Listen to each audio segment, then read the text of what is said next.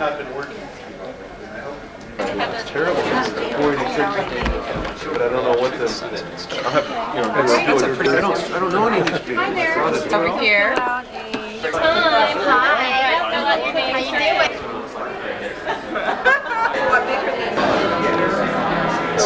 Yeah, just doesn't look as tall as he used to.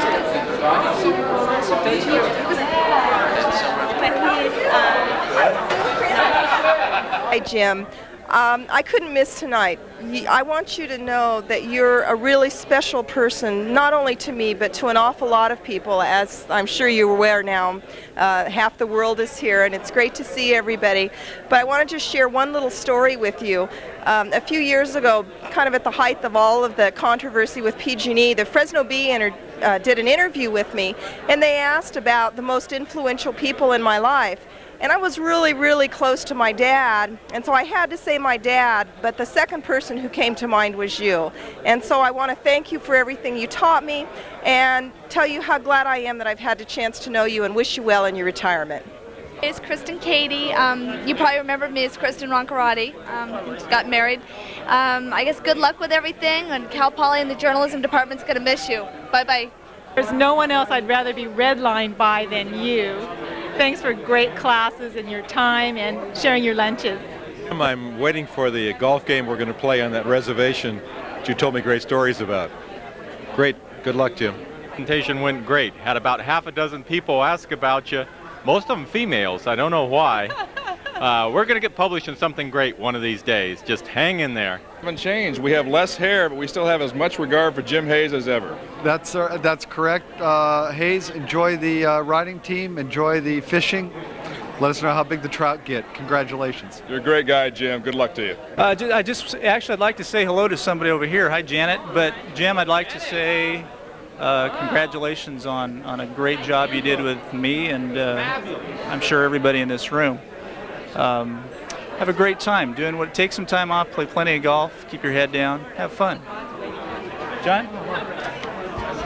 Hi, I'm John Keller. I'm here to just say that with all the memories that come back for being in San Luis Obispo, there wouldn't be much that would bring me back here for situations such as saying thank you and good luck to someone as great as Jim Hayes. I guess if I had to sum it up, for everything you did, the F's you gave me were really a scar on my personality and my psyche, but I seem to get over it, and thanks for everything else except those, which I say I didn't deserve them. Anyhow. You've been there on your retirement. Karen and I are real proud of you. I know you're not going to retire, though, because you're going to be working real hard, coming up to Modesto and giving people like Karen a whole lot of good advice. Hi, Jim. I'm waiting for the good advice. Love this Kodak moment. Good luck. Even though we haven't been here for a long time, we're all going to miss you, and we hope that you're around and we can see you sometime. And thanks for everything. Okay, Jim, what am I supposed to say? You're an inspiration. You were a great guy. You helped me out a lot. Even when I decided not to go into newspapers, you never made me feel like that wasn't a bad decision, and supported me and still support me in my writing now. So I got to say that's the best thing you could have done. And I really like the poster up here. I'm trying to remember how many F's I got. Probably 2 or 3 to start out with before I finally figured things out. But you were a great guy, and you were hardcore, and that was the best thing about you. Bye-bye. Hi, Jim. This is Linda Harden McCarthy. You remember me, the class of '73.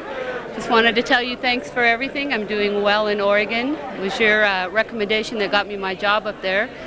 So thank you very much. And here's my best bud, Kay. Hi, Jim. This is Kay Hamilton, also the class of '73.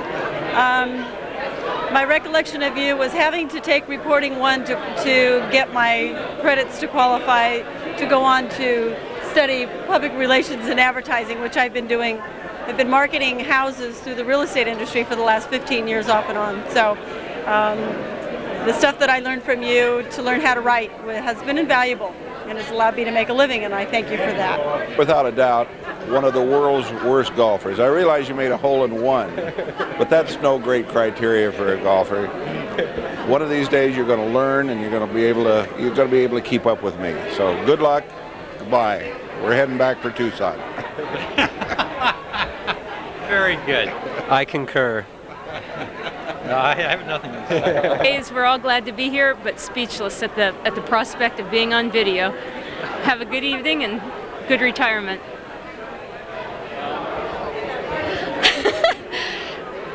I wouldn't miss it, Jim. I love you a lot.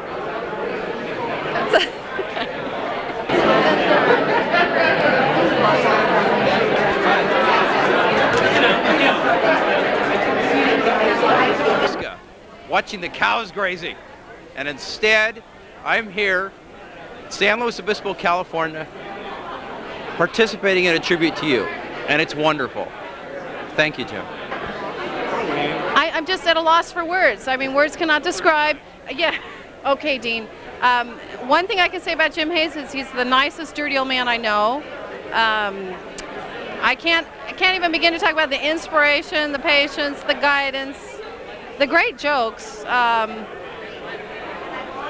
don't know. I think I'm going to have to stop there. If I think of something more clever later, I'll find you, Dean. Here's Peter. Thank you, Ann. Back to you.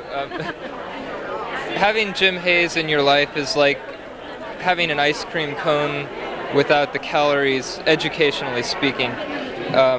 He's such a wonderful man, and he's touched everybody in so many different ways, and it's just proof positive. I'm probably the youngest one here, but I could talk to the oldest, and they'd probably have the same things to say, that he's really touched us all individually in a lot of special ways, and thank you. No, I'm just kidding. Mr. Hayes, thanks for all of your help with both of our careers and your understanding, your patience. You've helped a lot, and we miss seeing you, and good luck in your next career, which should be a lot of fun and vacations. Kristen, over to you. Thank you, Stefan. And we really enjoyed your sense of humor when we were in school, and I appreciate all your advice. And we had to do this together because we were always together when we were around you, and you're somebody we'll never forget. Keep rolling, Dean. No, I'm just kidding. Take care. Well, you know, Mr. Hayes, Shay has been 3,000 miles away in Washington, D.C., and the fact that she's far away and you've retired, we've missed a couple of things, you know, that the three of us used to do, including... Definitely.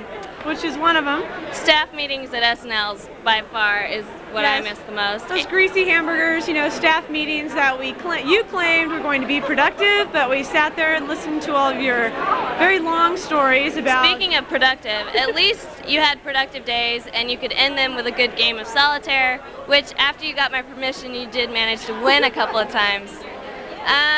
We also like the ACT hot tub parties. Those are great. Yeah, and we miss your long, funny stories that finally had a point to them.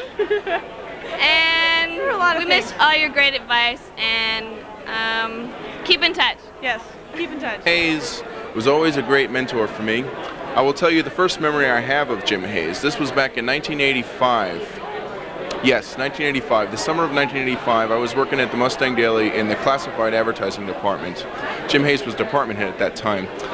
And there was this one particular day where nothing was going on. It was really kind of a dull day, and I decided I was going to go home and just spend the day at home because nothing was happening at the Daily. So I go home, and all of a sudden the phone rings, and I say, hello, and he goes, hello, is this AJ? I go, this is AJ. AJ, this is Jim Hayes. Where are you? I said, I'm at my house. He goes, well, we need you here. The phone's ringing off the hook. So I came in, worried that Jim Hayes was going to be really mad, but he wasn't. He said, it's very important that you're here. That was way back when I started. Now it's almost 8 years later, and I'm business manager for the Mustang Daily. And the entire time, I have to say that Jim Hayes has helped me through some really tough times, giving me some emotional support, moral support, and cheering me on when I needed it the most. He's a great man, and very grateful for all he's done. Thank you, Jim. Hello, Jim. I don't see you here so far, and this may be my only chance to communicate to you. I want to thank you. I owe it all to you, whatever it is. I am being paid to write, and you encouraged me to continue in that direction.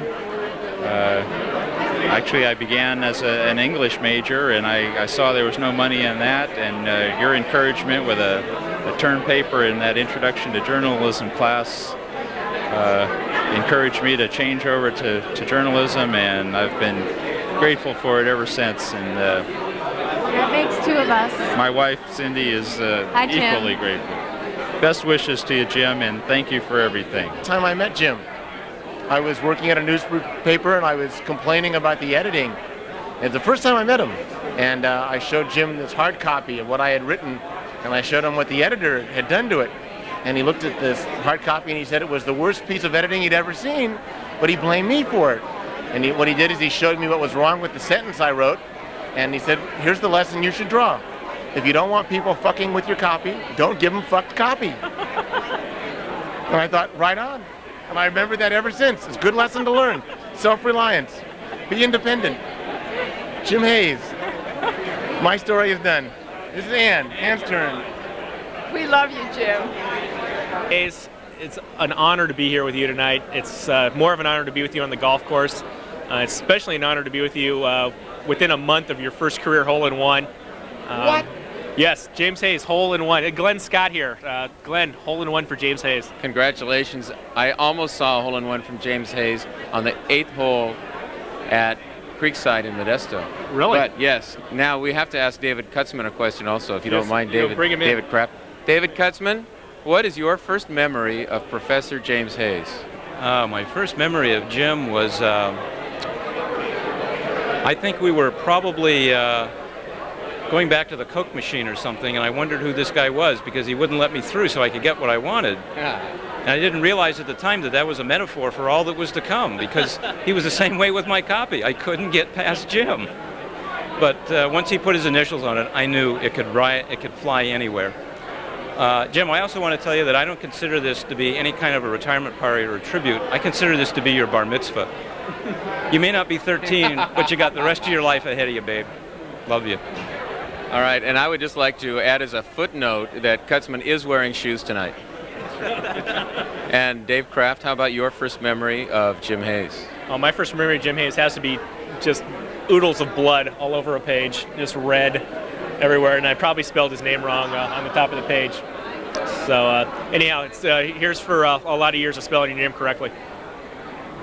Okay, and one final thought here from the Scottmeister, and that is, I came this morning from Memphis, Tennessee, where I was playing volleyball at the national championships. And writing for Volleyball Monthly. And writing for Volleyball Monthly. I'm always a journalist first, and I learned that from you, Jim. You pulled me aside one day and said, "What is this? I mean, are you going to be a volleyball player or are you going to be a journalist?" And the answer is, I'm almost 42, and I'm still playing in the national championships. What's that tell you? Public speaking. I do have to say that wish you all the best. Welcome to the world outside of Cal Poly, and you really have been a teacher that's made a difference. I've heard that from so many people on campus and outside of campus. So have a ball, and hope to see a lot of you from now on. Jim, I was talking to your son today and telling him, he says, "Aren't you so proud of your father?" I said, if I had a parent like that that was so well thought of by so many people, I just would just be so proud I couldn't stand it. I think it's wonderful that everyone loves Jim so much and thinks so highly of him that he has this big a turnout. Jim, I just want to say thank you because you're the person who stood by me when Roger Vincent and Eric Nolan fired me as a sports editor of the Mustang Daily. I was crushed. But I remember you being nice to me, even though you're probably laughing at me at the time. And I wish you all the best. And now here's your favorite student, Melanie Cool Canyon. Parentheses Bedwell. Jim, I want to tell you thank you for just being a wonderful teacher. I can't tell you how many people I have told about your style of listening to the students and being there for them and helping them along the way and being a part of the group so that you understood how to better teach everybody. And I think that is the most marvelous thing, and all of us are going to remember you forever, and we're going to miss you being there at school and knowing that you're doing the same thing for other students. But we love you and have a lot of fun now. Bruce Ullman. Hi, this is Bruce Ullman. I'm looking up at the sign here that says "See Me." I'm remembering one of many papers that you returned to me. It's had littered with "See Me's" all over it. Very seamy. It was a very seamy paper. So I went over to you and I said, "What did I do wrong?" And he said it would be a much shorter list if you asked me what I did right. Although it was a painful experience, You did teach me the language and the King's English, and I want to thank you for that. All the best to you. Jim, hi, it's Claudia Buck, and I was there when Mark Looker and I debated for a long time whether we should take that editorship. And as I recall, I think I decided to concentrate on my love life instead. That was a wise choice. 2 kids later, it was a wise choice. But in terms of journalism, I want to thank you for everything that you did for us, because we're all here because of you. And I think you ought to retire more often, because this is a great excuse for a reunion. Goodbye, Jim. Jim, hi, Susan French. I want to thank you for teaching me how to edit. As I write materials for Robert Mondavi Winery up in Napa Valley with my glass of wine in hand, I think of you and I use your same editing style. Thank you. Well, I just want to say, Jim, I'm not responsible for what happened to the fish in your pond out in front of your house. Even though we're neighbors and everything, and I never liked the smelly fish, I didn't have anything to do with it. I'll always remember the time when we were down by the bay, but that German baker had shoved his thing into the bay, and he came down and he caught us on his property. We were doing stories, and he was real angry, and you sweet-talked that guy. That impressed the heck out of me, and you've always been my mentor and kind of a role model, and you're my neighbor, and so it's good to be here.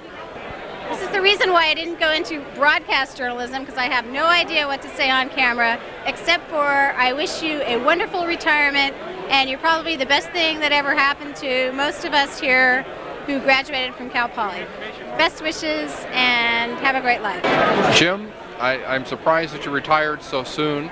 I kind of felt that they'd have to drag your dead body out of the office. Hope everything goes well, and hope you enjoy retirement. Hey, this is Randy Carricker. I'm a paramedic supervisor in Glendale right now, and I want to thank you for helping me finish my senior project. However, I occasionally curse your name. One time you corrected me for putting a comma and an and together incorrectly, and now whenever I type a comma or an and, I think of you. Jim, congratulations on your retirement. As one of your regular guest lecturers, I could never quite figure out why a reporter always called me 2 days after I lectured on some issue in the Ag Commissioner's office. Enjoy the golf. I'm very pleased to be here this evening at the Jim Hayes retirement dinner. I'm awfully sorry to see Jim Hayes retiring. He's been a wonderful asset to the Cal Poly's journalism program since 1969, I think. And I depended on him a great deal. Trails to you, do-do-do-do, until we meet again. Do-do-do-do. Happy trails to you, do-do-do-do. Congratulations, Jim. See you later, man. I want you to know that I beat you to retirement like I beat you to every story in Ventura when you were in Oxnard. Nothing changes. Have a joyous life. I wish you as good as I have, and that's pretty damn good. What are we doing? Talking into the microphone. Talking to Jim. To Jim. Hi, Jim. I'm glad to be here tonight. Thinking over the long years that we had when I'd see you first thing in the morning and then you'd come back late in the afternoon to finish up. I think you were the guiding influence behind Focus, and you were a good desk man on Saturday mornings. Jim, this is Herb Cam, and I'm getting a little bit tired of hearing all these golf stories about you. On the other hand, a lot of people tell me what a wonderful guy you are, and I'm beginning to believe it. It's great to be at your dinner, Jim, and I'm delighted to be among those who are giving you this well-deserved salute. Now, here's Ann Fairbanks. I still love you, Jim. Glad to have helped you pull this evening off. A great friend. Missed you at 6 o'clock in the mornings. Wish you were there every day. That's it for now. Well, Jim, the riots are over. My senior project is done. But I still haven't figured out how you write a real good lead. I remember what you told me back in 1969. But you know what? I still like it better my way. I don't care what you say. I'm still going to do it my way. Gracias para todos. Anything I want. Jim Hayes, I don't know if you will have any idea how many people you affected and how profoundly. At this stage in my life, I look back on very special people like yourself and say, thank you very much for sharing. Thank you for going as far as you did in caring about everybody that came into your classes. Thank you for extending your graciousness and your tact and diplomacy, as often as you did. It's good to be here.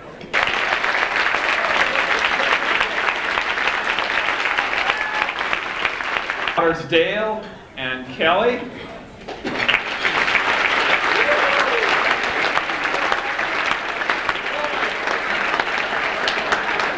And sister-in-law. I didn't know he was missing. You know where he was. Well, Jim, I wish I could be there, but instead I'll be picking cherries in a small Hungarian village halfway between Budapest and the Ukraine. Give him a big hug for me, and good luck coming up with tails taller than his. Jim, first I want to convey Evelyn's regrets for not being able to come when relatives showed up unexpectedly, and it's been just wonderful. I think the department's going to miss you, and the college is going to miss you. I mean, university. I only went to university 7 days, so went to the college 5 years. It still creeps in. I'll have a lot more to say to you later tonight when you have a chance to rebut. But good luck in your retirement, and I hope you catch a lot of fish and have a good time. We're just excited to be here tonight. I want to thank you for all of the guidance you've given us over the years. You were so significant in our lives, in all of our lives. Everyone who's here tonight and all of your students, more so than you'll ever know, and certainly more than we appreciated at the time. So delighted to be here for you. You're number one in our book, and we hope you have many, many happy years in retirement, and keep those golf clubs polished up. Well, I'm really glad to be here to honor Jim tonight. It's just amazing seeing all the people in this room and knowing how many lives he's touched over the years. He certainly touched mine. There wasn't ever a job move that I made without calling Jim Hayes first. And it's just, he means a great deal to a great many people.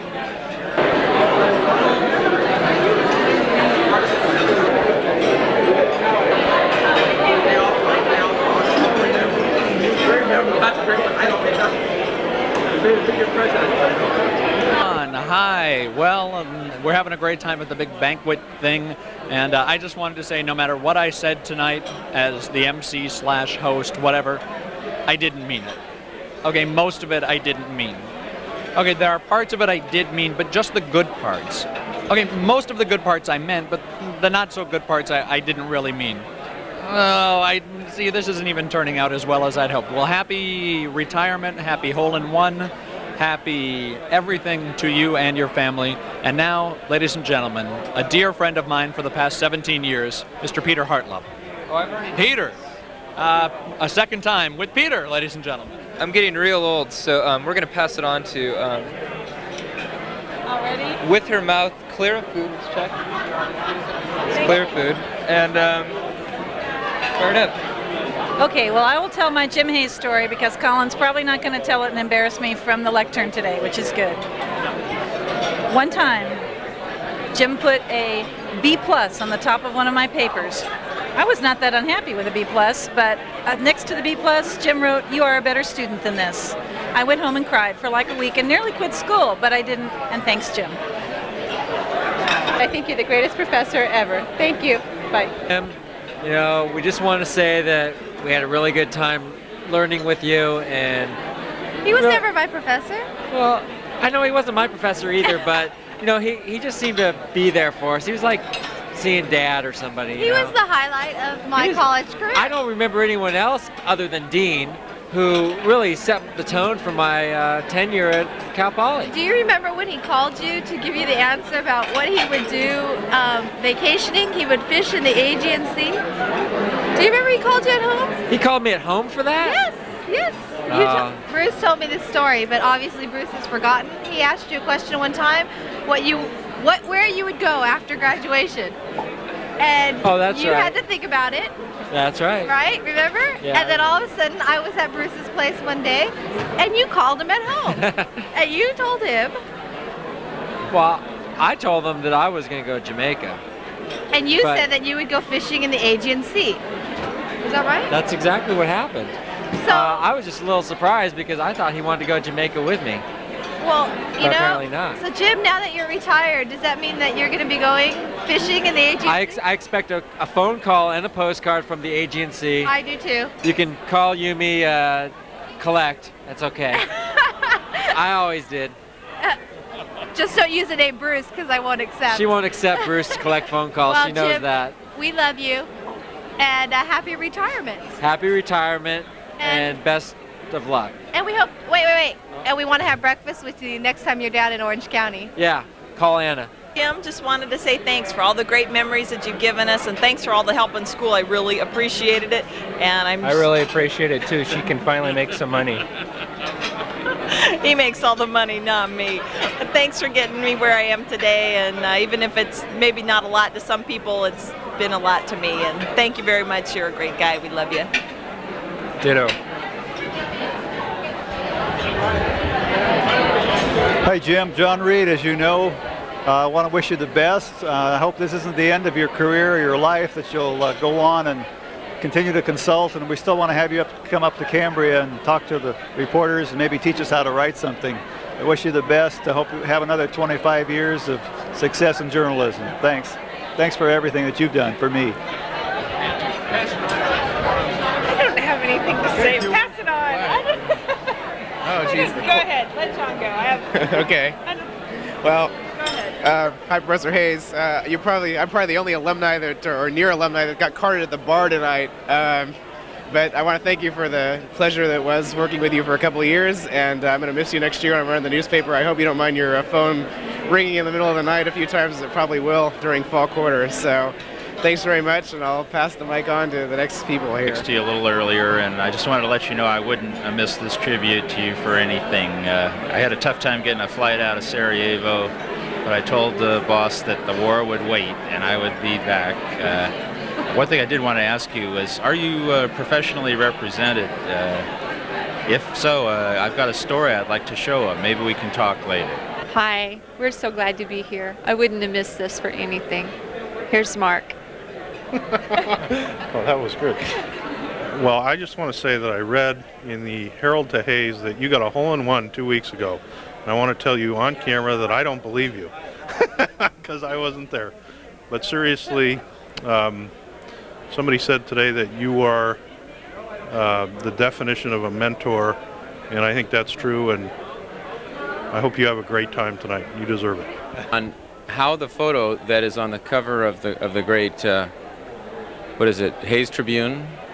Herald Hayes, the Herald Hayes, was taken. This was back in about 1980, and some of us in the newsroom created a takeoff on the board game Clue, and we called it Glue. And of course, the game was to find out who killed whom with the pica pole in the newsroom. And among the characters in Clue, of course, is Professor Mustard. So we decided to have Professor Hayes. And among other notable and colorful characters in the building, Wayne Nichols took a picture of Professor Hayes. And that famous shot of him peering over his spectacles was in fact created for the game of Glue, of which I still have the only copy.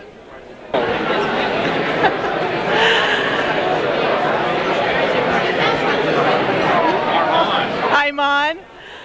Hi, Jim. I hope to see you soon, and I'm happy to be here. And hopefully I can get more writing coaching soon. Bye. Dr. Hayes, I'd just like to say that you influenced me to finally finish my senior project. I did it 2 years after I officially graduated, but I got it done, and I'm always thankful that you made me do that, and I appreciate it. Thanks a lot. Thanks, Mr. Hayes. Thank you for everything. Hi, Mr. Hayes. It's Teresa Mariani from 1985, Mustang Daily. And I wouldn't miss it, and I think you're the greatest teacher I ever had, and that's why I'm here tonight. And Mary Hennessy couldn't make it, but she told me to tell you hello, and you're the greatest teacher. And here, I'm handing off to April Carey. Hi, Jim. I've got one question for you. What books are you reading right now? Jim, this is Kathy Lovett Abney. I was your first editor on the Mustang Daily when you came to Cal Poly. Love you lots, and I'm glad to hear you're going to have a really great retirement. Hi, it's Dale Kern, and I was in class of 70, and I was also in the first class, and I have to tell you that probably I wouldn't be a journalist today if it hadn't been for you. Thanks. Hi, Jim. It's Vicki Dungan. I was also in this illustrious group here, and my first assignment from you was to make the coffee, and that's the best I've ever done in journalism. Good luck in your retirement. Mr. Hayes, and I'd like to just congratulate you on many years of service, and I'd like to tell you that, you know, you gave me a C on my senior project, The Traveling Tourist, and someone stole my idea, and they're making millions of dollars now, and here I am. So, you know, anyway, I'm passing over to Gwendolyn Sue Dawkins, who's now Gwendolyn Sue Dawkins Franklin. It's not Sue. And yeah, it's not Sue. Mr. Hayes, I love you. You are my favorite professor of all time, and you have been a major influence on my life, and I will never forget you. And the future journalism students are really missing out. You're on. Jim, I'm at a loss for words. Just want to say best wishes to you in your retirement, and good luck with everything you do. And I'll send you a letter from Tokyo. And Mike, what do you say? Well, I'm at a loss of words also. I guess it would just have to boil down to complete respect and the difference that you made in my career at Cal Poly and how I think about a lot of things in my life. And I can't tell you how much I appreciate that. Thank you. Dean, to say, first of all, it's really good to see you too. Secondly, I'd like to let Mr. Hayes know that my tenure in my pickup truck in the parking lot while doing my senior project made as big an impact on me as it did on him when he looked at me and said, last time I saw you, you were living in a truck in a parking lot. It did make a big impact on me, and it's really helped me throughout the rest of my career. And I'd like to say thanks a lot, Jim, for being the guy who was tough enough on me to make me get my senior project done. Even tougher than my mom. Thanks a lot. Bye-bye.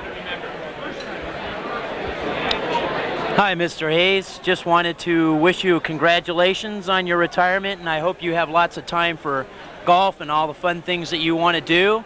And I just want to thank you for all your tough criticism, because I find that now in my job, I get to do a lot of tough criticizing on the people I work with, and it's nice to know that it works. Thanks a lot.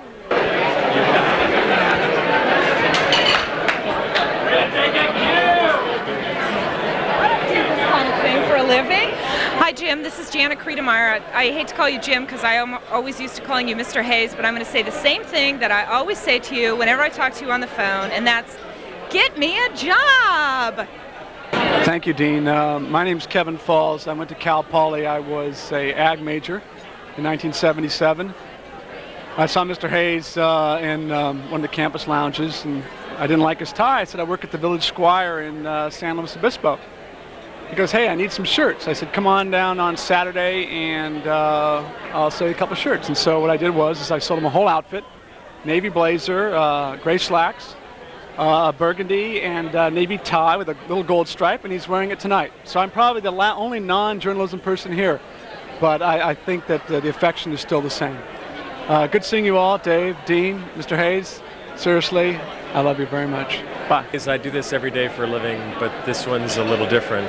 I thought of a couple of physical things that you remind me about every so often. One is the glasses and how you used to look over the rim of your glasses without ever actually moving your head, like giving me a look like, you must be kidding me. You've got to think that I am a fool to accept that excuse. And I also like the red markings on my stories I wrote for you. I actually still have them. Went back and looked at a couple the other day, and I remember how much I dreaded getting my stories back from you and the marks that were on them. And I was actually surprised at how many encouraging words you had for me. And the one item that has hit me as a compliment, some people might not see it that way. You wrote, Dave, nice work. You would have been a pretty good print guy. I hope you understand the impact that you had on so many of us and what you did for us. I've told a lot of people when I was coming down here, we've all had a couple of people in our lives, teachers, professors who were very special, and you were definitely one of them. You're the guy that gave me my journalistic soul, and I appreciate everything you did for me. And I don't know if you understand exactly how much you did for me. Thank you very much, and it's a pleasure to have learned from one of the greatest. Poly grads, and it's pleased to see that. I know why you're all here tonight. You were promised free Nishan Havangian coffee mugs if you showed up. Nishan, are you here somewhere? No, about an autograph. They're not cheap. Now, you have no idea what I'm doing here tonight. I know, Paul. Jim, a tribute. And I was #1 in the draft lottery. The recent graduates here know the Vietnam War from their history books. But to us, this was serious stuff. Students for New Action Politics. Nebraska to work with the Associated Press Wire Editors Group at a state convention. And I should mention, I run the AP operation in Nebraska. The convention ended, and Hayes and I were driving back to Omaha. We stopped off at one of the state's finest steakhouses, a little town called York, Nebraska. Now you got to understand something. You know your reaction when I talked about living in Nebraska. Well, out there in the Cornhusker state, they think of Californians as a bunch of flakes. Mean ones. So of course, they wouldn't let us in the front door. They pushed us around to the back. Appropriately enough, it was the beer garden. And we had to stand in line at a buffet. You remember that? I do. Okay. Anyway, it's great to be here from Nebraska tonight. I was told the committee put me up here to speak because I represent the older generation of Jim Hayes students.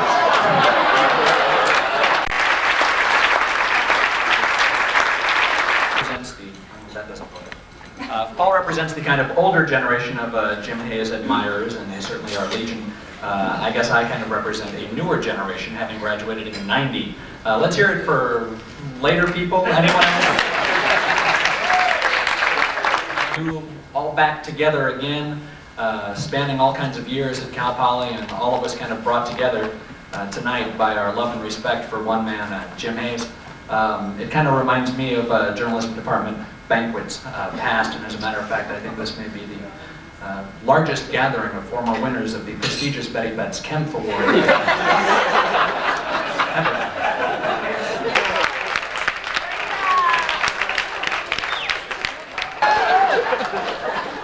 The grade I'm proudest of in college, I did manage to pull an A from Mr. Hayes in reporting too. And after finishing 3 days of victory dancing, I was finally brought back down to earth.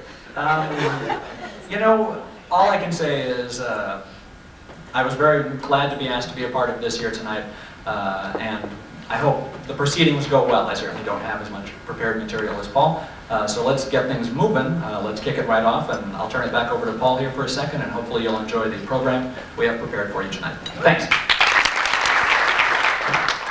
I'm how much older than you? Gee.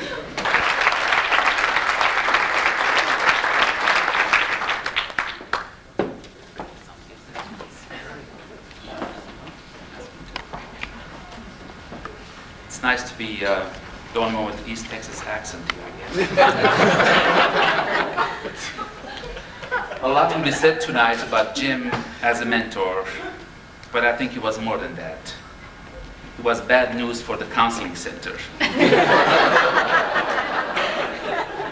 I remember one day, early in the 80s, when Jim was being hugged at one of the J banquets, annual banquets, by one of our students, who we can call one of God's most ungainly creatures. She told him he was her dad because her dad did not care about her. It dawned on me suddenly. I tell you, Jim, who it was later on.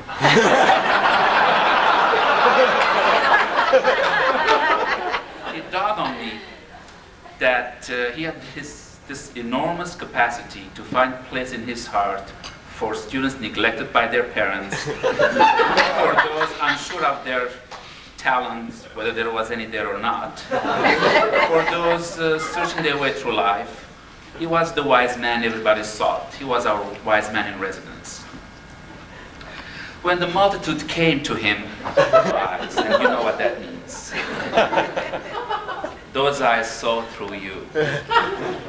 You felt caught like Sharon Stone without her underwear. You bared your soul, spilled your guts. Sometimes there was a pat on the head, sometimes just a scolding, but we still wagged our tails. We had been scolded by the master. We went home happy, and there was no need for further counseling. Jim and I have known each other for about 20 years. I remember the times when I would go to his office, he shared with Ed Zucchelli, and us youngish faculty looked up to him for some advice. This was 1980, so. I remember when I took over the advisorship of the Mustang Day around 1981, and he came over to the students there, to the editors, and told them, give him all the respect that you gave me. That on the board there was a picture of Jim Hayes with drawing on it saying escapee from Atascadero Mental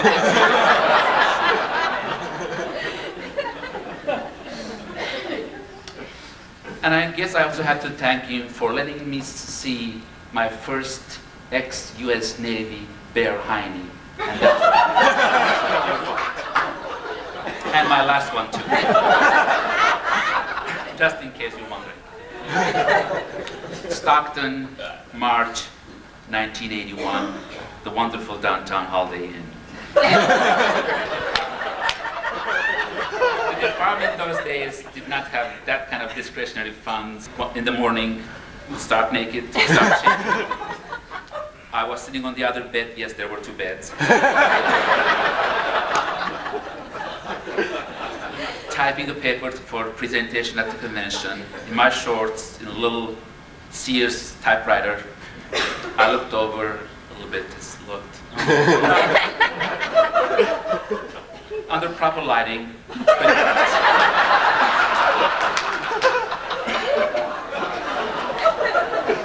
But then I said, if he expects me to have a pissing contest, he can never measure up to a furry Armenian tail. In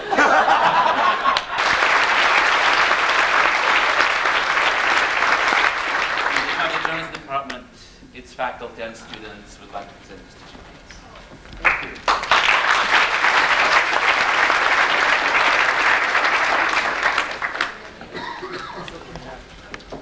I have another to pay tribute to two of our staff members who I think are the most dedicated people I've ever met in my life, Madeline Nix and Dean Klitgaard.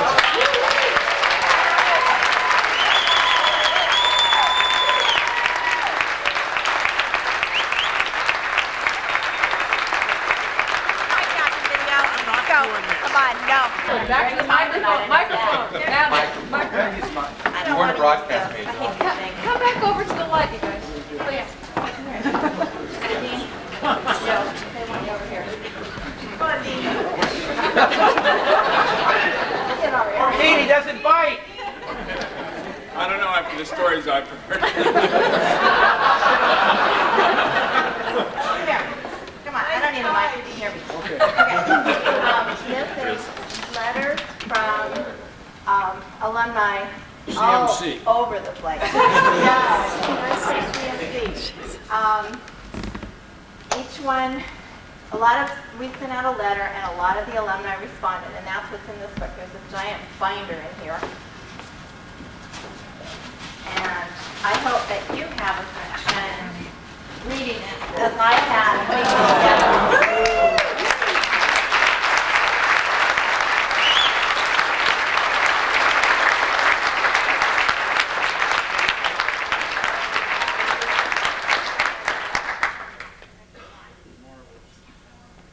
I can answer them if I want. Take the rest of my life. Well, thank you.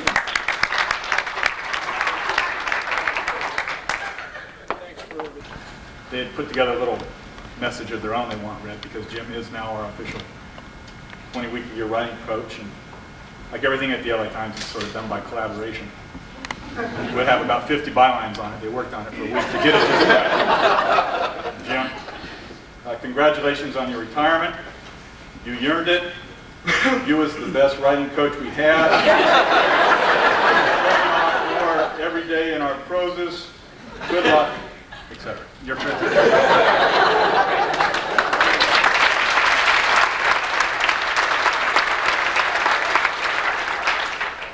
like Steve Churn, Jim, more than anything, taught me brevity. But I did want to add, as I was thinking of what might be said here. I mean, you go through every day the things journalistically and craft that Jim taught. That it's incredible. 20 years down the pike, what still sticks. My fingers go into an odd form of paralysis when they get ready to type the word local or area. I still always try to put the action ahead of the body and to clear my mind before every board meeting that you might cover. So Jim, as a journalist, and I think it should be said tonight, taught a lot. He knew his chops, and he knows them still. But the bigger thing that Jim taught me, and I assume everybody else here, because he was an equal opportunity professor, I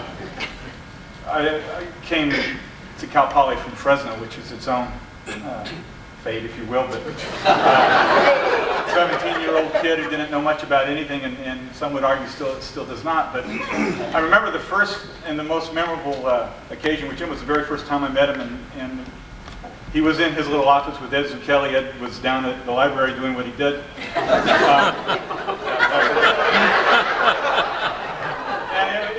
It's a silly little thing, but Jim had a copy of Rolling Stone on his desk and was talking about some latest thing that they were writing about. I can't even remember what. And, what struck me then, and it evolved, and I came to understand better over the years, is what Jim taught. It wasn't what he taught. It wasn't what you learned from Jim. It was that you learned how to learn. The main lesson that Jim Hayes taught as an educator wasn't that it was that questions are better than answers. And to this day, he remains probably the most curious person I know. And he attacks everything in life from golf backswings to the craft of journalism as a curious fellow, and it is what makes him so brilliant. And that was the one thing I want to pass on. Thanks.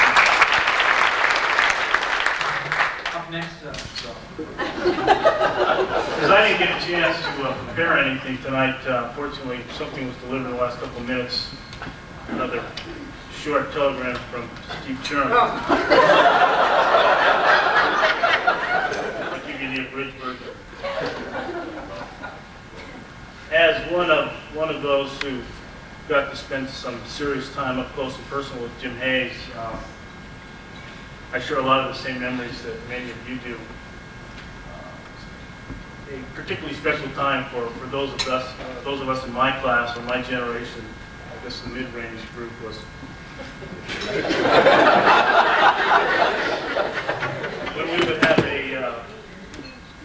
newsroom crisis or a particular period of low morale, the Reverend, as we called him fondly and reverently, would come into the office and give one of his sermons. And it had almost a mystical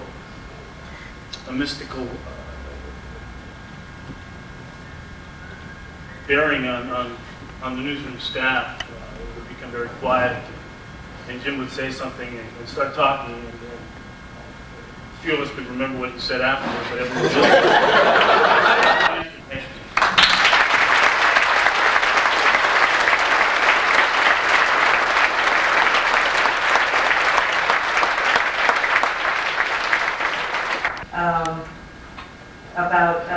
about a conversation that I had with my brother. Jim got to experience 2 Mackenzies at Cal Poly. I graduated in 81, and my little brother Stuart graduated in 90. And anyway, a couple of months ago, when I found out that this was going to happen, this dinner, I called him up and told him about it, and he's living in San Francisco right now. And anyway, he called me back and he said, well, you know, I don't know what I'm going to do. He had the opportunity to take a trip to Russia with my parents, and that's where he is right now. I don't know what I'm going to do. There's this dinner for Jim Hayes, and I really want to go to it. So I gave him some sisterly advice. I said, don't be a fool, go to Russia.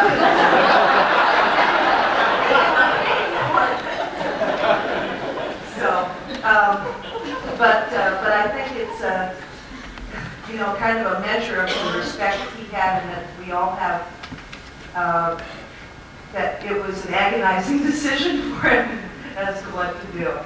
And if I'd been in his shoes, I guess I would have agonized too. So. Where the footwork gets a little tough, so bear with me as I try to get the microphone to our First of all, I'm always comfortable calling Jim Jim. He's always Mr. Hayes to me, among other things. But there's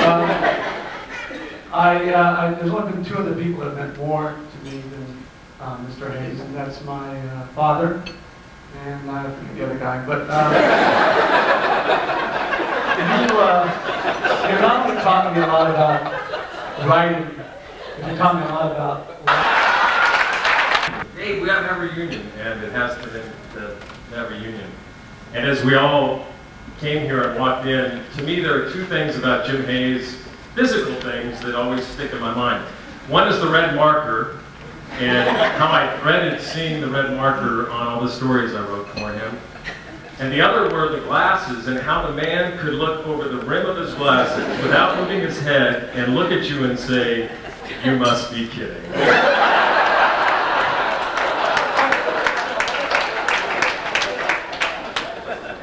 It was really the red marker and the glasses and the look that what Jim Hayes did for me and so many others. He demanded respect. He needed the best from you. He expected the best from you. He taught you that second best is not good enough. The impact that you've had on my life and so many others here, I hope you can fathom it. But I'm a graduate of the Jim Hayes School of Divinity and Journalism. Class met from 4 a.m. to 8 a.m. That's when Jim and I were the early guys at TNT. And we would pray over the copy. We would wear little yarmulkes and have prayer shawls. And we would try to heal it.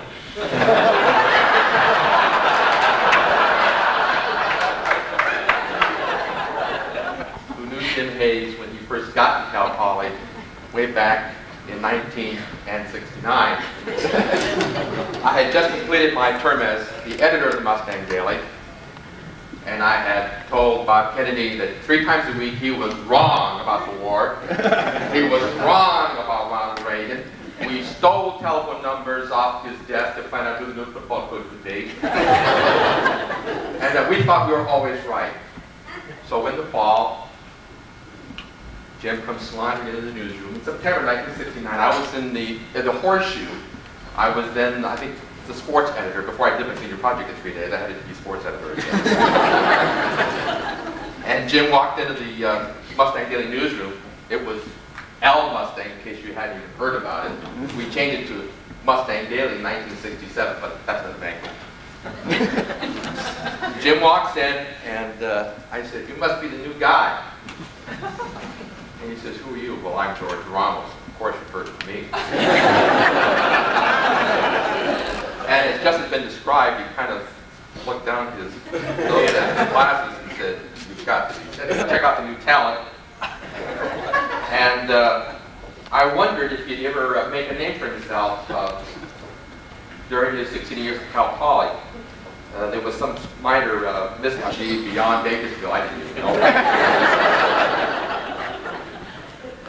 Fast forward 20, 25 years, Jim becomes a writing coach for the LA Times, where I am now employed. I write a weekly column that appears in the Metro section there, and I've had, I guess, some success over the years. I've been involved now in 2 Pulitzer Prizes, one in '84 and one just last year because someone decided they want to have a riot in Los Angeles. We get in the room and there's Jim. And he talks about this, he talks about that, calls him Mr. Hayes. Well, Mr. Hayes, I said, I was trying to say A, B, C, D, E, F, G. It was then he gave me that same look that I saw all those years ago. He looked down his nose at me and said, "Pull his seat, But through the years, I have to say that we've all got our story to tell. Tonight I walked around the tables. You hear the stories. I'm just one of a few that get to share this microphone.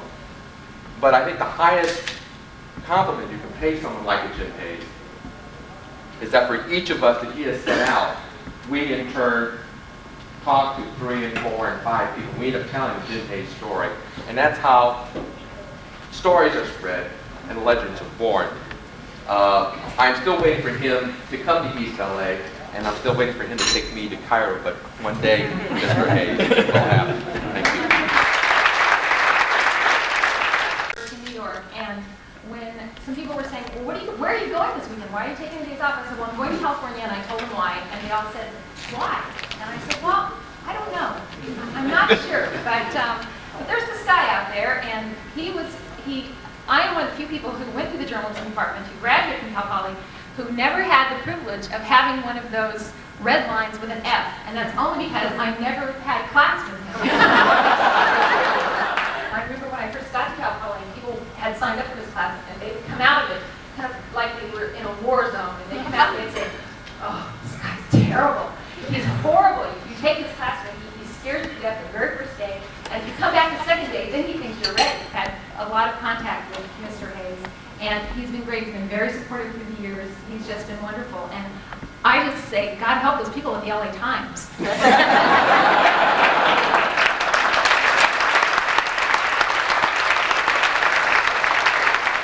To use microphones. I only stayed on Mustang Daily. I avoided Edster Kelly and all the rest of it. And I'm not funny either. That's the worst of it. So I can't follow any of these people. But I remember my first day in Jim Hayes' news writing class, which was in the fall of '69. And I remember the very first thing he made us do was go out into the newsroom and write a story on a typewriter. And he was very insistent you couldn't write it out by hand first, which of course is what all of us had always done, and then type it. Nope, you had to start using that typewriter and make it part of your thought process. So it was pretty difficult, but it was the immersion approach that Jim always followed in all of his classes. You've got to go out and do it. Cal Poly, learn by doing. But it was very worthwhile for all of us who went through it, obviously. I guess the thing that gets to me most is that as I sit here and look at everybody, and I'm sorry, I'm not going to be funny because it's not a funny occasion for me, but I guess I can't believe that this man made time for all of us. Clearly, we're here because he touched each of us individually. And I know how much time he spent on me long after I left Cal Poly, and he had the rest of them to contend with. I remember that my first job professionally was at San Luis Obispo, following up in Jim's wake. Every time he'd go on vacation, they let me put the Saturday tabloid together for them. And it was supposed to be my first real job after I graduated. I worked for them during the year. But I decided to go to England for a year, and they said that the job would be there when I got back. And we won't name names, as if he said that. So I went off to England. And there I was in Sheffield, England, living in a flat with no telephone, thousands of miles from anywhere. And along about spring, I was coming back in June, expecting to go back to San Luis Obispo. I got a letter from Bob Bodenhauer. Oh, I said no names. I got a letter that said, oh, by the way, we hope you weren't counting on a job here because we won't have an opening. And I was devastated, too. And the man went out and just got me a job, just like that. Resume to Reading. I got a place for you. And that was it. I've done that for all of you, and look at all of you. How do you have time to do anything else? I don't understand it. And I guess the very last thing I want to mention is that in Sacramento, even though I'm not a working journalist anymore, I tend to forget it. I've only been gone from the Sacramento Bee for about 6 years. So they let me be part of the Sacramento Press Club, and they let me do things like help give that kind of experience that we did. It's sad. They don't have professors that are on the line, working every day, and bringing that experience into the classroom. And I think we're missing a dimension that Jim Hayes brought to our lives and just made us special people because he's special. So thank you, Jim.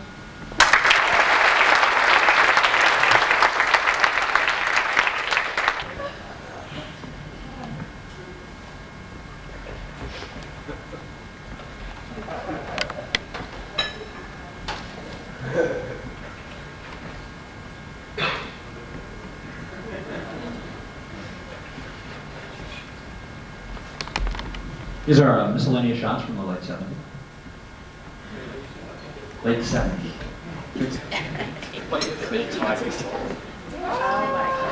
Acres away.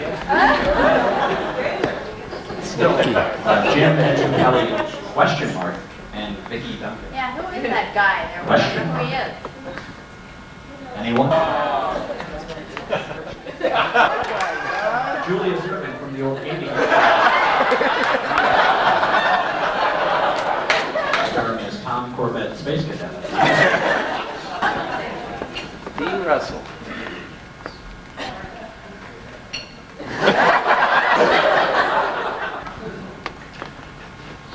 How many people saw Jim at their graduation? I did too. I got blessed. It's about 1970. Pete King. Really? 779. Tony Hurd. Good stuff. Good stuff.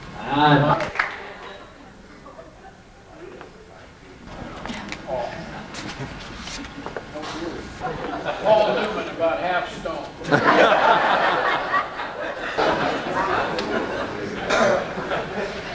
Joshua.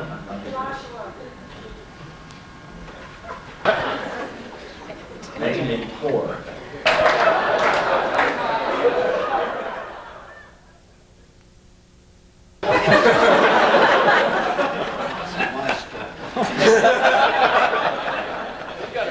To the scene, and the driver was standing alongside his wrecked car, and he was bloodied, and he said, "Who hit that ball?" Jim said, "I did." He said, "Well, look what happened. You wrecked my car, I'm bloodied, I won't be able to go to work, I'll probably be sued. What are you going to do about it?" Jim thought for a moment and said, "Well, the next time I play that hole, I'm going to choose a 9-iron." I expected it was a very tough act to follow, but I didn't think it was going to be this tough. The tomatoes rot on the vine, V-I-T-Z, meaning they were sway back. But nonetheless, Jim, I decided, with the help of 3 of your admirers, Meredith Freeman, who's here, and Sabrina Allen and Liz McGill, to take a poll of the people in the agriculture department to see how they felt about you. And I have the results just delivered to me tonight. And I sorry to tell you, Jim, it was a close call. But the final results go something like this. You are a peach of a fellow. You are the apple of our eye. And if we could afford to buy you a watch, it would be gold, 24 carats. And now it's my pleasure to introduce Meredith Freeman, one of the sterling products of Jim's genius.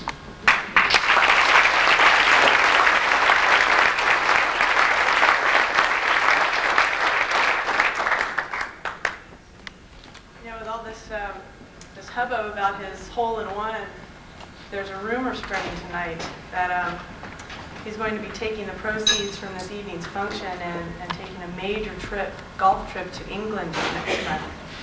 So, but don't worry, that's not true. I just wanted to tell you that that's not true. He's not taking this trip.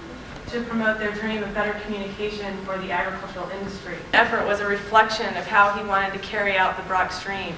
And I'm happy to say, and I know he's proud of the fact that he's made the Brock Center what it is today, and he did carry out their dream. On behalf of the Brock Center students, there's a select few of us. We agricultural communication students were the other concentration. There was the broadcast, news ed, PR, and then we were the Aggies on the other side of campus. So we weren't well known, but he took the time to understand our goals in communicating in the ag industry, and we thank you for that. He influenced us, he cared about us, respected our goals, and he encouraged us to succeed in the ag communications field. He was not only our teacher and advisor, but he was also our employer, those of us who worked at the Brock Center on special projects or as student assistants. And he was not only that, but he was also our friend. They're kind of long.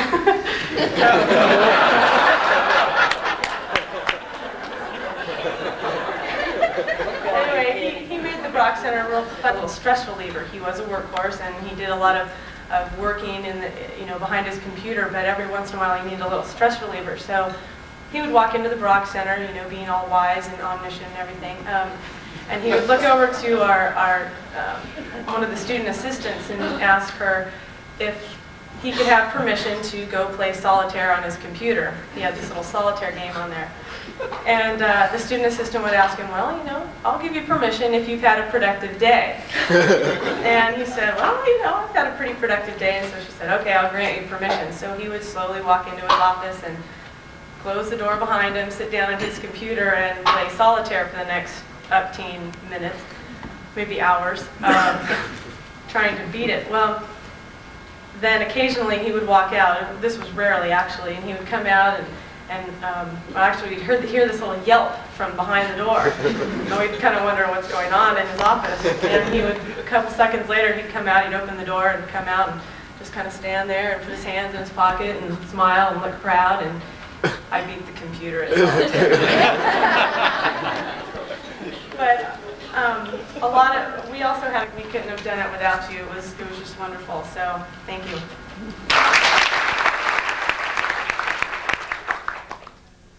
Single thing Jim Hayes told me in school.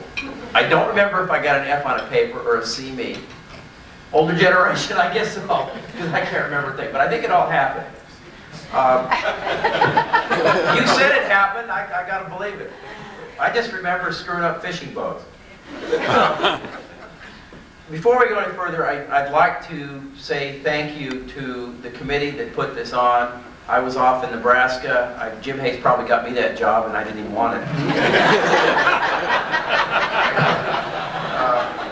But the committee that put this together, it's been a tremendous evening. In particular, I'd like to thank Jeff Fairbanks, who wasn't even a Hayes student. God knows what he got involved in that. Susan Houghton, who just did a tremendous amount of work.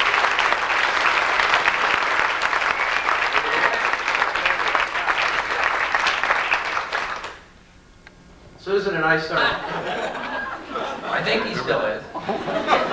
And George, I think we got George involved in it.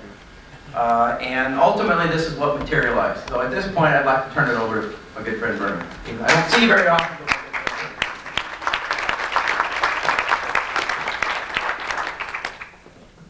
Thank you, Paul. Jim, over the years, your guidance and wisdom helped many students survive their years at Cal Poly, and your retirement brings an end to that day-to-day contact, and the future students are the losers in that. But throughout your years of teaching and helping students, you instilled high standards and ideals in all of us. So the first thing we did when you retired, we got together a group and decided to deceive you.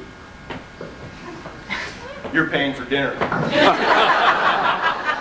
Could you give Jim the check, please?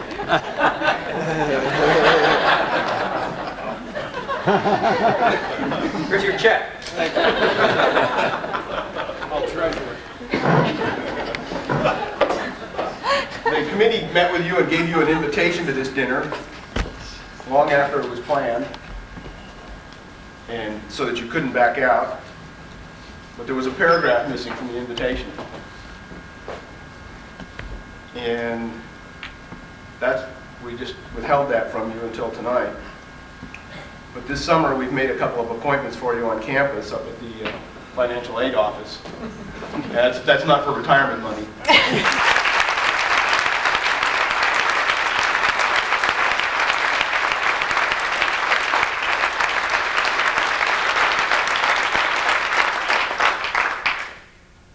scholarship has been funded for next year, and an endowment has been established, which is 70% funded, which will fund the scholarship in perpetuity.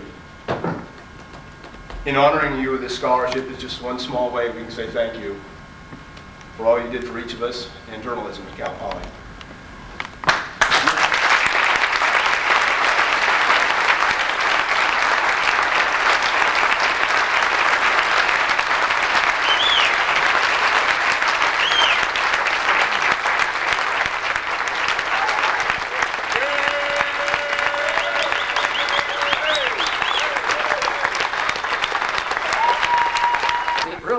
Much of the story. Better give us a lead then.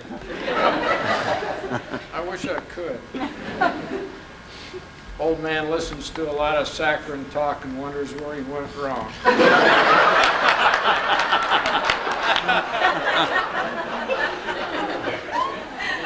In your little heart of hearts, you know that I wasn't right. Not all the time, for sure. I used to say that I'd look out into a laboratory when we had 16 students. I never trusted these things. Did you hear me without it? Yeah. Use the handheld. Invention of the devil. These things it's like a dildo.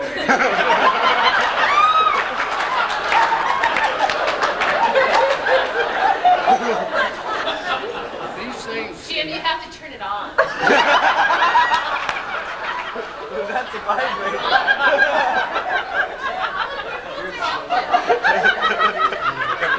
No, at the very bottom.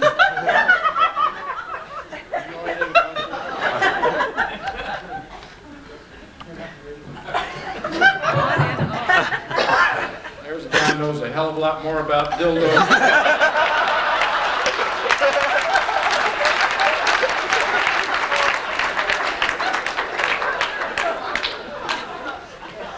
When I was in Nebraska with Paul, he took me to a truck stop. Probably the biggest collection of pornography I've ever seen. One solid wall of this thing was girly books. How did you know about that? Hayes investigative technique. We were curious in those days. Very curious. I used to look out on a class of 16 in a lab reporting, editing, or whatever the class was. We always had 16 until times got rough, and now it's up to, what, 18 or 20? And in the beginning it was typewriters, and then it was electric typewriters, and then it was computers, and always the same arrangement of chairs and Dean hovering around in the back trying to keep things running no matter what kind of equipment we had. But I would look out at that room on the first day and say, the chances are that two people in this class are going to wind up amounting to anything in this business, the thing we're talking about. And by this business, I mean the word business, not necessarily print, but print or broadcast, because that's really what we're all about, even public relations. And I would say to myself, and surely not to any of you, that in this room there are two people who are going to amount to a hell of a lot, and the rest of them are going to be wine stewards at some place in town or be pumping gas. And you know this room is filled with those two people out of every one of those years. Because you're the good ones. I don't know whatever happened to those other people. Why the hell didn't they come?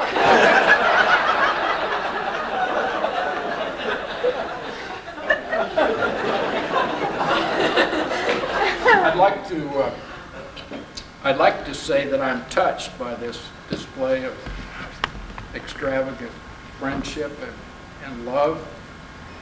But after you get a certain age, you're no longer touched very often.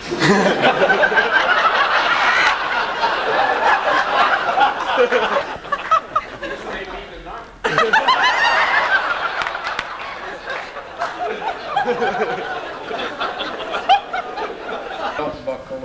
I'm inordinately proud.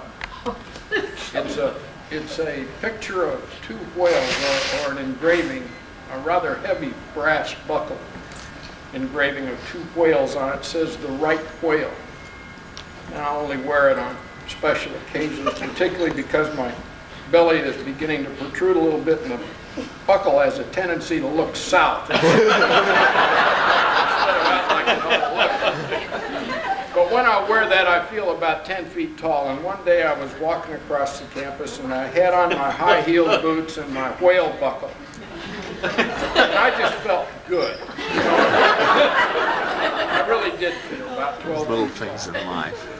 And I see this young woman coming toward me up the hill from the Kennedy Library, walking up the hill toward me, and I just know that she's going to stop me and say something about that belt buckle. She was obviously admiring it even from that distance. Her eyes were fixed on it. And sure enough, as she approached, I could tell that she wanted to say something to me, and finally she did. She got up very close to me, put her arm on my shoulder, and said right into my ear, "Old man, your pants are unzipped."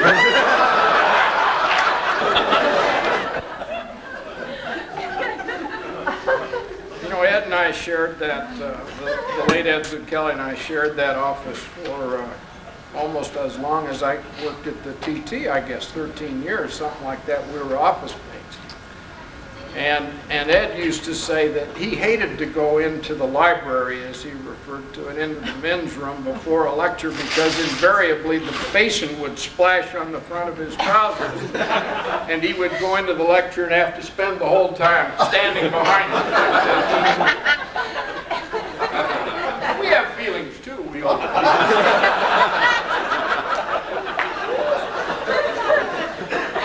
That was left over from the eulogy. I was going to use it, and then I decided that it wouldn't go over too big in the mission.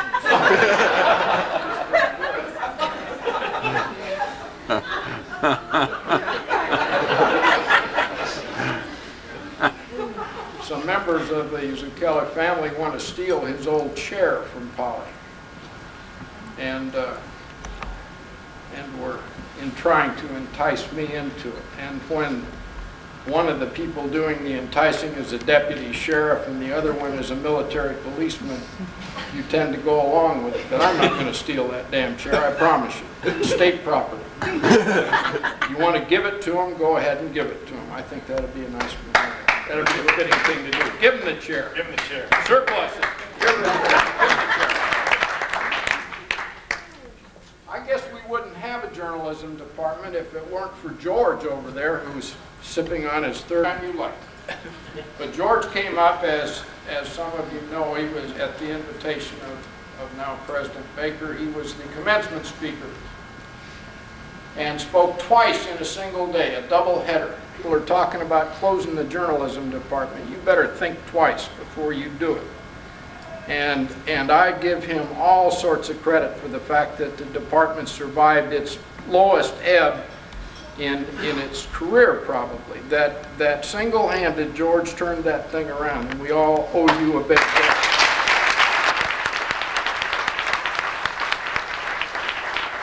And Carl got to Minneapolis on a very snowy day and called me from the airport, and he said, "We'll conduct the interview by telephone because it's too difficult for us to get together." But he said they need somebody in the journalism department out there. And I can tell this story now because all the people who were involved are dead or gone, except my good friend President Kennedy, who's sitting in back, and he'll never complain about this after this long juncture. But these people interviewed me over the telephone in a conference call sort of thing, plumbed the depths of my psyche and asked me if I was willing to come out and join them, and I agreed to do it. And I went in to see my dean, who was a Peabody Award-winning radio reporter, a man named E.Z. Zebarth, who'd made a great name for himself and had been a debate coach at one time. Had coached Hubert Humphrey, Arthur Naftalin, later the mayor of Minneapolis, and the Secretary of Agriculture on one debate team. And I said, sir, I've accepted a job at Cal Poly in San Luis Obispo. I'm going to be leaving. I was an assistant to the dean. And he said, God, you're not going there, are you? He said, you're going to an academic backwater. You're going to a slough beyond compare. He said, you can kiss your PhD ambitions goodbye, because they don't care for PhDs there. He said, that's an ag school, and you're going to be miserable there. And you know, sure enough, I was for about the first week. First thing I did was say, where do you keep the journalism quarterlies? And the late John Healy looked at me and said, what?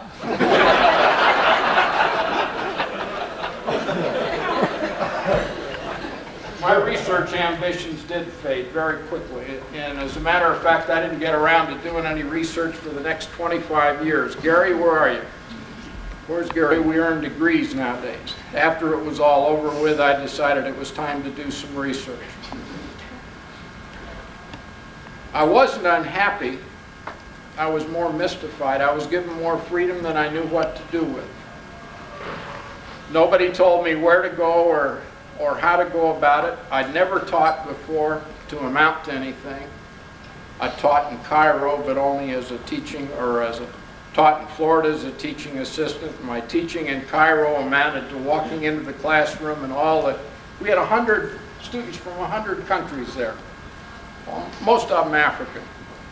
And I would come into the room and they would all rise. They would stand at attention. I didn't know how to get them to sit down.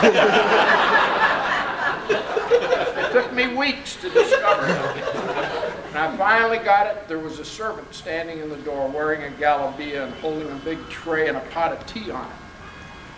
And I said, Shai, bring me tea. And I sat down and he brought me tea, and from then on, that was the beginning of every class. So you can see I didn't know a hell of a lot about teaching. I still don't. I don't have any notion of what it is to be a teacher. One time on an evaluation, Dean Erickson, after I had won the Outstanding Teacher Award and CNPA's award, thanks to Dick Blankenberg, I had won these things, and the next year's evaluation said, Hayes is a fine teacher. Maybe with a lot of work someday he can be a great educator.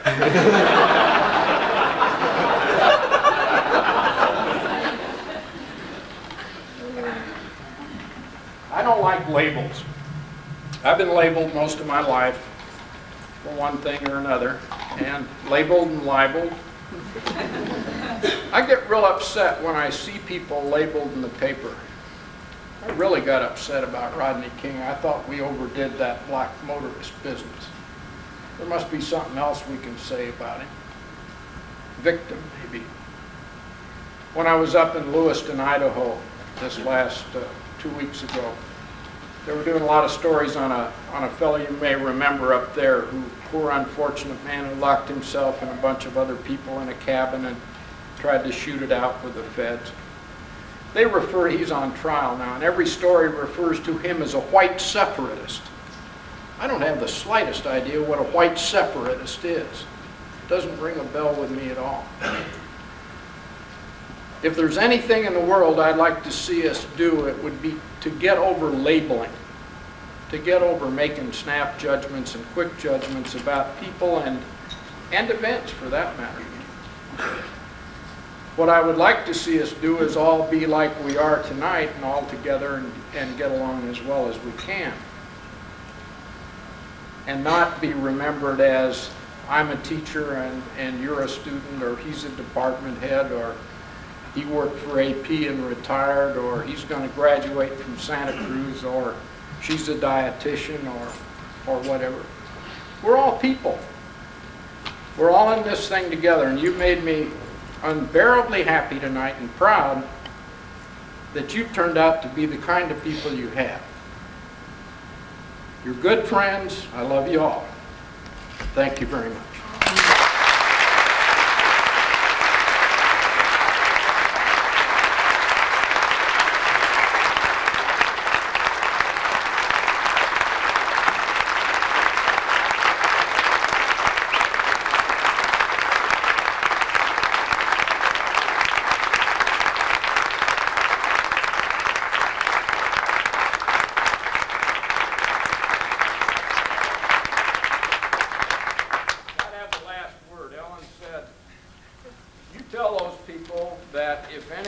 so minded tomorrow, there's a bunch of beer and Coke and guacamole out at our house at 1421 Las Encinas in Los Osos. I want you to park across the street. Go home. 3 quick items. Dean has been taping this, and if everything works out, if you want to tape it this evening, or you have a friend who was not able to make it, send a blank tape to the department, along with a self-addressed stamped mailer. Also, you can pick up an endowment. It's great to be here tonight. Thank you very much for everything. You've been a great friend, and I wish you all the luck in the world, and I'll look forward to be seeing you. Thank you, sir. Someone helping? This is to Jim. Jim, this is Joan Helpin. I'm working now at the Santa Barbara Independent, and many times I wish I had you as my riding coach. So I know where to get a hold of you now in Los Angeles, and if you ever come to Santa Barbara, stop by. It's good to be here. Hey, baby. The weirdest thing has happened. I've been teaching at Cal Poly.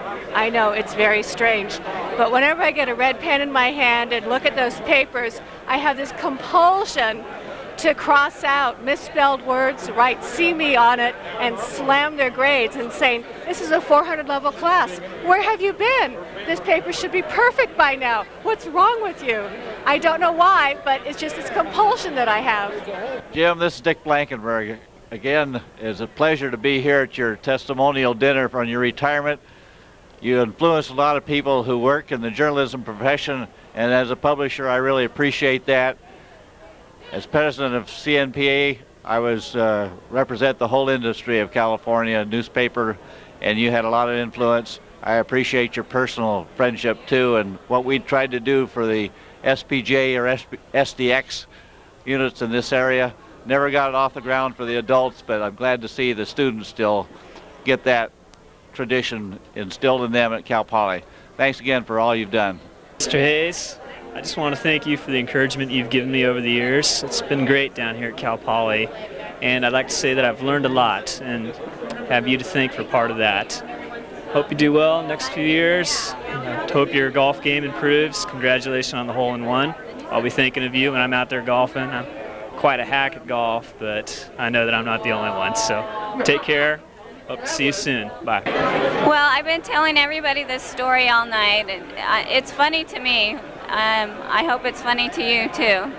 I remember the time when I broke my toe and I was on crutches, and you had a rule to always show up to class on time. Well, I was waiting for the Disabled Student Services van to come and pick me up, and they were late. And I kept calling them on the phone because I knew if I didn't get there on time, I'd be locked out of the class. So sure enough, I'm hobbling down the hallway, and I see somebody going to the door to close it and lock me out, and I just barely made it. And you said, no, she can't come in, lock her out. And then you saw my toe and how I had this, it wasn't in a cast, but it was the special type of shoe. So you let me in finally, and so I'll never forget that. I also remember some things about stories and editing, and now that I'm an editor, I really employ all those techniques. So thanks a lot, Jim. Happy retirement. Here we are. What's the date? June 5th. 5th. Oh, wasn't it? This was the anniversary of the assassination of Robert Kennedy. Oh, that's right, yeah. But it also is the evening now that Jim Hayes is totally retired. Jim, thanks for everything. You've heard this before. Simply, we love you. Yeah, we love you, Jim. Take care. We'll see you soon. Could have said that to him in person because he's like right over there. You didn't have to tell the machine. What I have to say, I can't say that to have it on tape, so I'll have Shirley say. He's my spokesperson. Thanks, Mr. Hayes. You're the greatest, the best. We love you. Lots of good memories. Jim, this is my second attempt at this evening. I just wanted to say this time Thank you from the bottom of my heart. You've been a tremendous impact in my life. While I'm in Japan, I'll be thinking of you often, and I look forward to our correspondence and your continued guidance in my life. Thank you again. Mr. Hayes, I have to tell you, I still have a hard time calling you Jim. You'll always be Mr. Hayes to me. And I do want to say thank you for everything that you taught me and everything you did for me, because it really did mean a lot. So, thanks. You said tonight that your jokes were bad. I always liked your jokes, and I think that's because you got most of them from me. I gave you kind of a serious card tonight, but like it said in the PS, I'll send you some good jokes. Thanks for everything. Glad I could come. Meg, and I wanted to thank you too, and I'm a little shy about this, but I want to tell you you're a cute guy, and I know you really probably hate that, but you're very lovable, and I want to thank you for saving my butt on that awful senior project. It dragged out for 2 years, and you called me after 2 years and told me it was expiring and got me off my butt to do it, and wanted to thank you for that, and letters of recommendation and helping all my friends, and you're just a great guy, and you just inspired us, so hope you have a fantastic rest of your life. Bye. Jim, it's all over, the tribute to you, but I just want you to know that our thoughts are with you, and they will be with you in the future, and we just wish you the best, and you better come and see us in LA before we move to Portland. We're getting mad. Bye.